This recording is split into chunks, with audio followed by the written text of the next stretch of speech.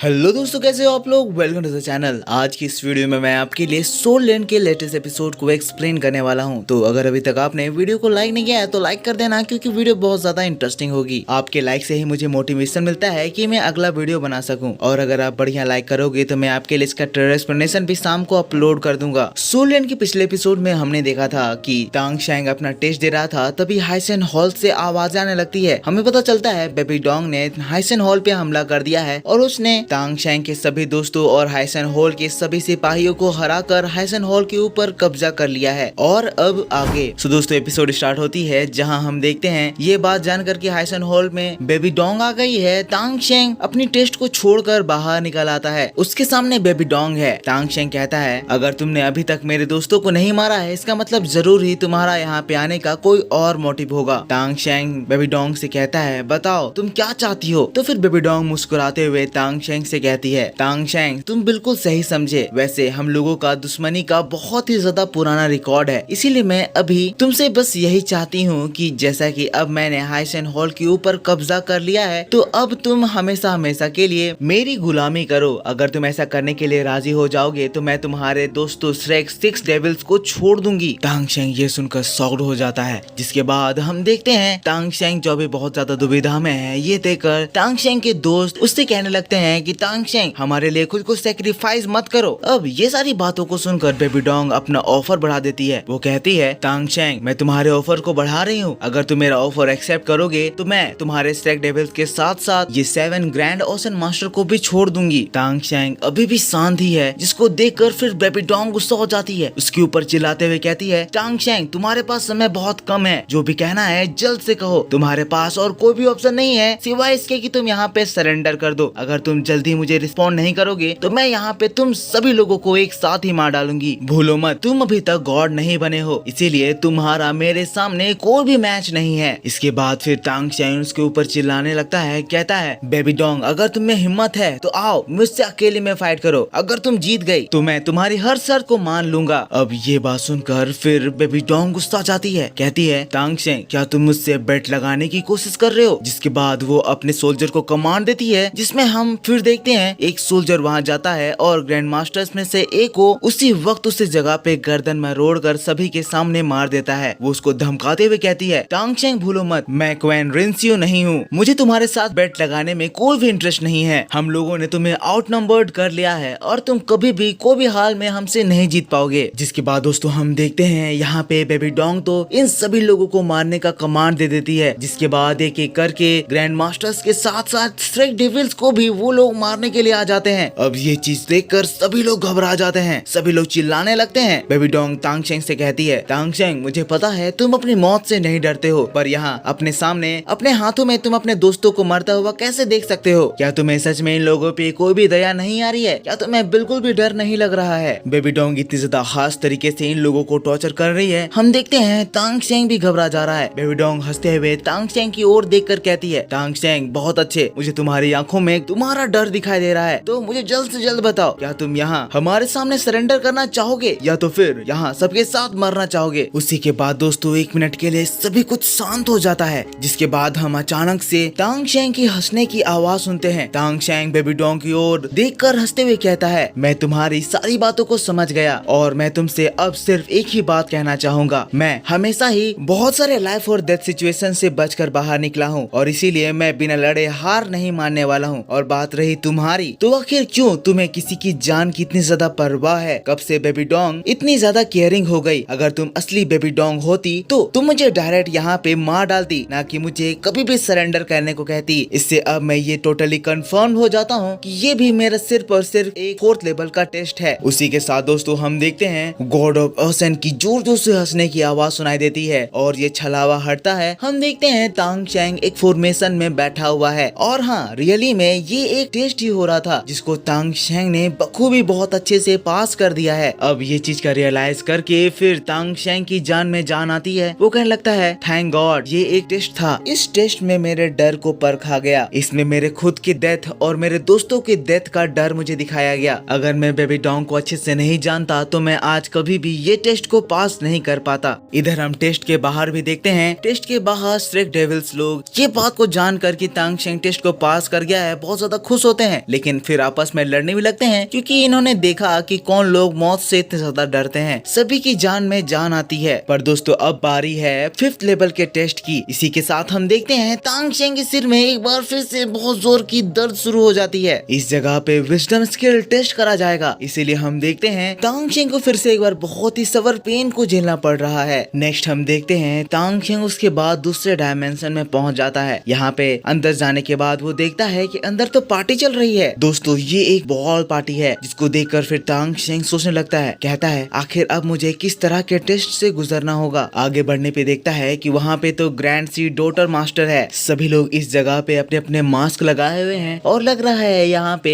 एक डांस होने वाला है। इस जगह पे तांग चेंग का ये टेस्ट है कि उसे अपने ट्रू लव को इस जगह से चुनना होगा, यानी कि तांग चेंग को इस जगह वू को इन सभी औरतों में जो कि मास्क लगाए हुए हैं उनके बीच से ढूंढना होगा। ये द टेस्ट ऑफ लव है और इसमें तांग चेंग को सिर्फ और सिर्फ एक ही मौका दिया जा रहा है। तांग चेंग सभी लेडीज में से वू को ढूंढ रहा है, लेकिन वो उसे कहीं मिल ही नहीं रही है। दोस्तों यहाँ मैं आपको ये भी बता दूं कि ये जो टेस्ट है इसमें तांग चेंग को एक टाइम लिमिट भी दिया गया है, इसीलिए तांग चेंग को जल्द से जल्द वू को ढूंढना ही होगा। यहाँ पे तांग चेंग इस लेडी को वू कह रहा है और जैसा कि मुझे लगता है इसका नाम सिबू है, तो आप मेरे को बताना कि इसका रियल नाम क्या है। हम इस जगह पे देखते हैं तांग चेंग को और भी ज्यादा कंफ्यूज करने के लिए उस जगह पे बहुत सारी वू आ जाती है, जिसके बाद फिर हम देखते हैं तांग चेंग वू की सभी डिटेल्स को याद करने लगता है, एक एक करके सभी को एलिमिनेट करने लगता है और फिर बहुत ही ज्यादा डिटेल में जाकर वो वू के चिन्ह, उसके ईयर की स्टाइल और फिर उसके स्मेल से उसको सही में पहचान ही लेता है। और फिर हम देखते हैं तांग चेंग अपने मास्क को खोलकर बहुत ही प्यार से वू को डांस के लिए इनवाइट करता है। और फिर कैसे वो तांग चेंग के इस ऑफर को रिजेक्ट कर सकती थी। दोनों ही एक साथ फिर बहुत ही प्यार से एक दूसरे के साथ डांस करने लगते हैं, जिसके बाद वो तांग चेंग से कहती है मैं सोच रही थी तुम इतनी सारी लड़कियों के बीच में मुझे पहचान नहीं पाओगे। तांग चेंग कहता है चाहे मेरे सामने कितनी भी ब्यूटीज आ जाएं, पर मैं तुम्हें हमेशा ही पहचान लूंगा। जिसके बाद फिर वो तांग चेंग को अपने साथ बाहर चलने को कहती है, एज यहाँ पे बहुत ज्यादा भीड़ है और बाहर में बहुत ज्यादा शांति होगी। दूसरी ओर टेस्ट के बाहर हम देखते हैं सभी लोग परेशान हो रहे हैं कि सही में तांग चेंग ने सही वू को चुना तो है। हम इधर तांग चेंग को देखते हैं जो कि वू के साथ बाहर आ गया है। बहुत ही ब्यूटीफुल सा गार्डन है। यहाँ पे तांग चेंग वू के हेयर को कॉम्ब कर रहा है। तभी फिर वो तांग चेंग को किस करने को कहती है, लेकिन जब तांग चेंग उसे किस करने वाला होता है तांग चेंग को ये रियलाइज होता है कि ये तो गड़बड़ है और फिर वो समझ जाता है कि ये रियल वू नहीं है। जिसके बाद ही सच में ये एकदम रियल जैसे दिखने वाली वू गायब हो जाती है। तांग चेंग अपने टेस्ट को फेल करने से बाल बाल बचता है। तभी वो ग्रास में देखता है और उसे रियल वू दिखाई देती है। वो अभी खरगोश बनी हुई है और तांग चेंग उसको उठाता है और उसी के साथ वो ह्यूमन फॉर्म ले लेती है। जिसके बाद रियल वू को किस करने के बाद ये टेस्ट ओवर हो जाता है और वो 5th लेवल भी पास कर देता है। इसी के साथ तांग चेंग को spiritual cohesion memorising skill achieve हो जाता है। लेकिन फिर उसके तुरंत बाद ही नेक्स्ट टेस्ट भी शुरू हो जाता है। ये 6th लेवल का टेस्ट में हम देखते हैं तांग चेंग सूरा डोमेन में पहुंच जाता है, जिसमें सूरा गॉड की आवाज आने लगती है। वो तांग चेंग से कह रही है तांग चेंग तुम अपने